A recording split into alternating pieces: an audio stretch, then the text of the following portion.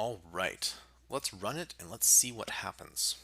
So we're almost completed here. So we got ready, set, go. And that's something that's really interesting for you to understand is that, having this kind of, you know, this ready, set, go, it's indicative to a lot of sports games, etc., and racing games. But there's a couple things we need to do. So we have our game over here. And we pretty much have a lot of this working out, except for the game over is a little bit too big. So let's go to lbmain.font-size is equal to, well, let's say 60.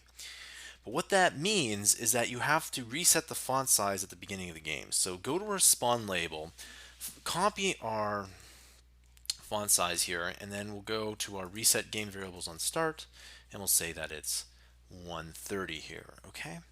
So that looks pretty good. Let's go ahead and let's take a look at this purple color. All right.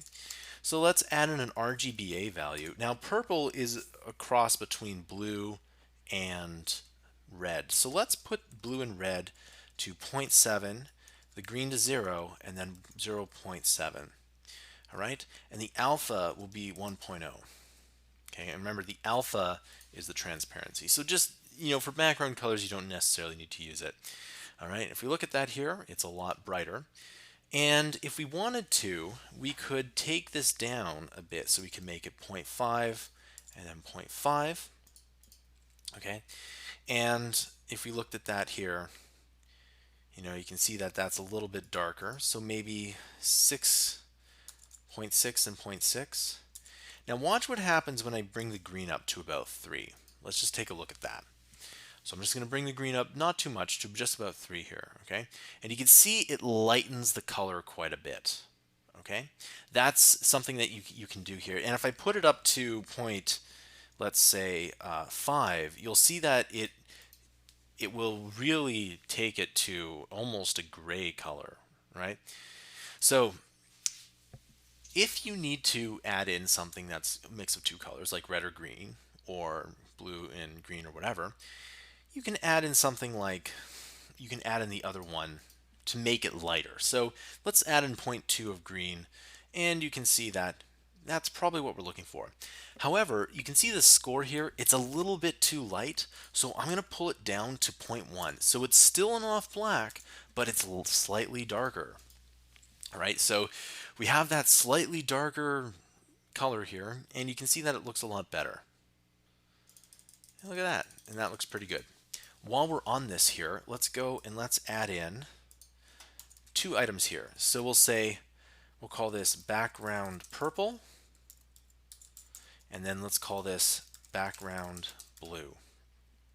Okay, and what we'll do is the blue will be, let's add in 2, 2, and 9.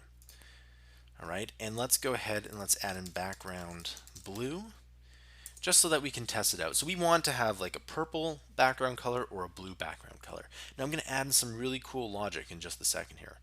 But that looks pretty good, but maybe we should bring these both up to maybe about 0.5 and 0.5 here. And we do want this to be light, okay? We do want it to be kind of like the purple. So here we go. And yeah, that's starting to look pretty good, although it's a bit too light in my opinion. So maybe bring it down to 0.7. And again, the higher the number, the lighter it's going to be. And that's starting to look pretty good, but we can pull these down a bit. And this idea that you're kind of just tweaking variables at the end of a project, this is very normal. In fact, this is the way you should do it, okay? And that's probably what we want here. So let's go ahead and let's add in a couple of items here. Let's add in another variable. We'll call this color choice, make it equal to 0. And we'll say if color choice is double equal to 0, we're going to, well, set the background color to background purple. Okay, background purple. Then we're going to say if color choice is double equal to 1, then we'll say self dot background color is equal to background blue. Okay. What we'll also do is we will say that this is color choice is equal to color choice plus 1. And if color choice is double equal to 2, we'll say color choice is equal to 0. Okay. Now obviously this can't go in here, so I'm going to cut this right out, and I'm going to add in another function. It'll say choose background color. All right, we'll add in that logic that I pasted in here, and we'll do choose background color. All right. So every time you run it, it should change color. So let's take a look at that. So it just adds in a little bit of extra to your game. So we got ready, set, go. We're going to click as fast as we can. You can add in whatever kind of graphic you want. Game over. And then it's going to reset. And look at that. It's a different color. Now the blue is just a bit too bright.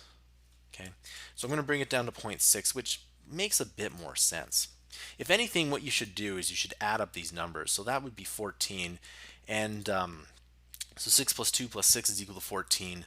4 plus 4 plus 6 is equal to 14, and even I can get that right. So if your math skills aren't that good, you can always use a calculator, which there's no shame in that. And there you go. And I think that looks pretty good. So you can add in as many or as little colors as you want. And I should also mention that the color plus the black and white color scheme works fairly universally for a lot of different colors here. And as you can see here, it said that it was equal to 2. Okay, and what we should do is actually that's kind of a happy accident, but we'll add in the color choice, and then if it equals to 2, we'll set the color choice to 0. And in that case, let's just go ahead and put the background purple there as well. All right, and so that's why we test everything. This includes a tutorial.